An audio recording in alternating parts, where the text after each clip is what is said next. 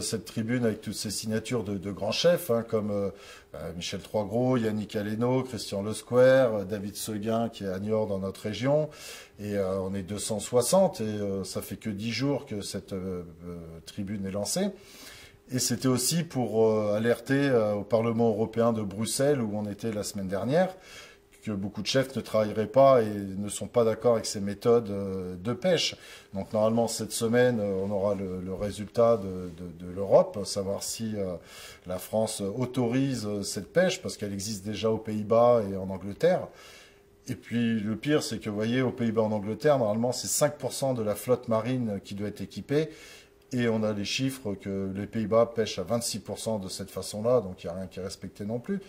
Et si la France n'accorde pas ce droit de pêche électrique, je pense qu'on va continuer notre combat pour s'attaquer aussi à certains pays européens qui pêchent déjà comme ça. Alors c'est une tribune manifeste, mais c'est aussi une tribune qui engage tous les chefs qui la signent à ne pas acheter et travailler du poisson pêcher de cette manière. Oui, voilà, qui n'ont pas acheté et à travailler. De toute façon, je sais très bien que c'est des poissons qu'on ne peut pas travailler en cuisine parce qu'on est des cuisiniers, on n'est pas des magiciens, vous savez.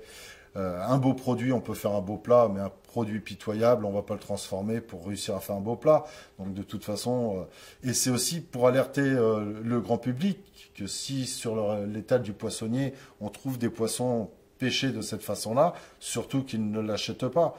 Parce qu'on ne veut pas que cette pêche fonctionne et qu'ils arrivent à en vendre. De toute façon, si personne l'achète, ils vont, comme je disais, ils vont faire des farines, ils vont le vendre à prix à 2 € du kilo, le poisson, ce qu'on appelle le prix de retrait. Hein. Et puis on fait de la farine, puis on va nourrir l'élevage avec.